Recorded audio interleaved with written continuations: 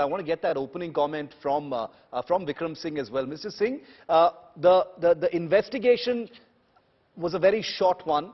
It was cracked very, very quickly.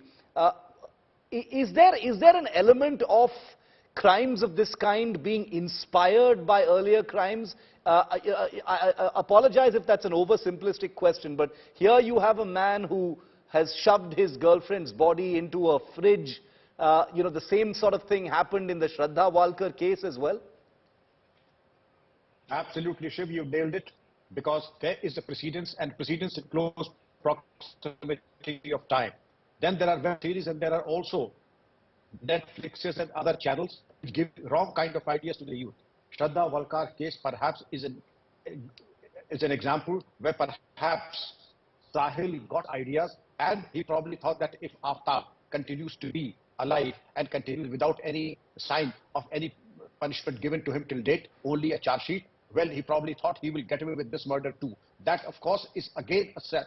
There are things that all the three could have done better: the police, the society, and the parents. But we'll talk of the police only. There is that, yes, Aftab's case was cracked out, but yes, he could have been put in the fast track court and given exemplary treatment and punishment both. When I say treatment, don't mistake me for third degree of police brutality. I would say that yes, the time taken could have been into something that is better. I don't say that. I understand what you're saying, sir. You're saying that the police should have sent out a message as far as punishment for this man is concerned. Varka, coming back to you, and I just want to fix that audio line with Mr. Singh, Vikram Singh, so that we can hear him a little more clearly. Varka, we know Aftab killed Shraddha after an argument, and we understand that in this case as well, he killed her with a charging cable, for God's sake, after she found out that he was getting married. In your view, and forgive me if I'm using words that are incorrect, but, could this be a murder driven by a sense of rage or a sense of control?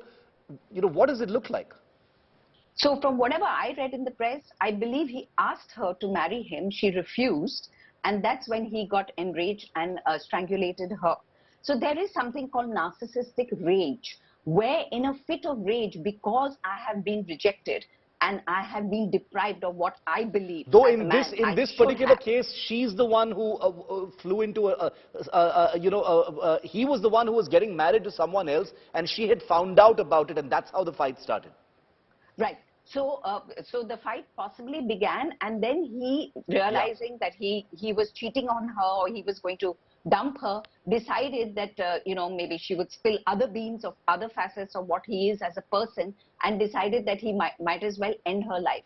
But there is something called narcissistic rage, where we lose control over our senses temporarily, realizing that, either we've been caught out or we've been found out. And instead of accepting and acknowledging that we have possibly made an error or we've made a mistake, we want to actually be defensive and be aggressive. So many a time, aggression is a form of defense, not wanting to accept to oneself that one has unfortunately made an error.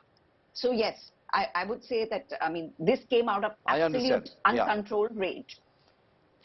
Flora, I completely agree with Trisha when she says there are so many layers, to the kind of interconnections between people and relationships, and one can wonder till kingdom come about why a young woman who appears to be in control of her life doesn't walk away from a toxic relationship. But and I don't want to oversimplify, because there can't be one blanket rule for everyone. But what are those warning signs? As we end this discussion, what are some of the general warning signs that you think young people should look out for?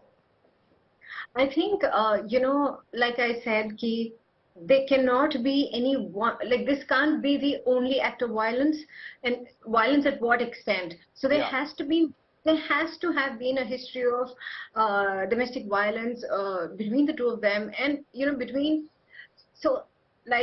spoke about narcissist and toxic partners. They have a pattern, and the pattern involves kind of physical, mental, abuse that goes on till one day, because you can't get the strength to kill someone. You have to have, and the very fact that he was getting married that day.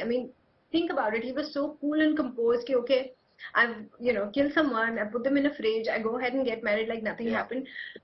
God, it takes a lot of, it takes a stone heart to, probably go ahead and get on with it and say, I'll take care of things, or I got this. I don't know what kind of a mindset is that, but then definitely it's not a normal person.